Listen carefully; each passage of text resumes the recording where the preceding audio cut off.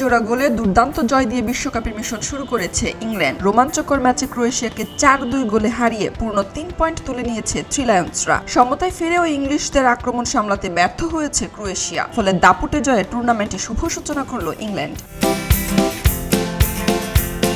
বুধবার বাংলাদেশ সময় রাত 2টায় ডালাস স্টেডিয়ামে অনুষ্ঠিত ম্যাচের শুরুতেই এগিয়ে যায় ইংল্যান্ড। 9 মিনিটে বক্সের ভেতর ননি মাদুয়েকেকে ফাউল করেন ক্রোয়েশিয়ার অধিনায়ক লুকা মদ্রিচ। এতে পেনাল্টি পায় ইংল্যান্ড। ইংলিশ অধিনায়ক হ্যারি কেইনের নেওয়া পেনাল্টি শট রুখে দেন ক্রোয়েশিয়ান গোলরক্ষক ডোমিনিক লিভাকোভিচ। কিন্তু শট নেওয়ার আগে ডোমিনিক লাইন থেকে বেরিয়ে আসায় আবারও শট নেওয়ার সুযোগ পান কেইন। এবার বল জালে জড়াতে আর ভুল করেননি তিনি।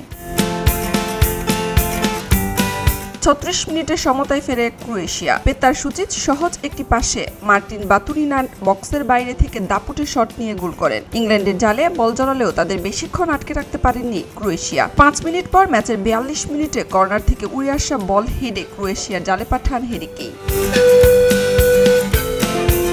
বিরতিতে যাওয়ার আগে অতিরিক্ত সময়ের 5ম মিনিটে পেতার মোসার গোলে সমতায় ফিরে তারা। দ্বিতীয়ার্ধে নেমে আক্রমণের ধার বাড়ায় ইংল্যান্ড। 47 মিনিটে ডান প্রান্ত দিয়ে বল নিয়ে দৌড়ে বক্সে ঢুকে ক্রোয়েশিয়ার জালে গোল করেন জুড বেলিংহাম। বদলি নেমে শেষ দিকে ইংল্যান্ডের হয়ে চতুর্থ গোলটি করেন মার্কাস রাশফোর্ড।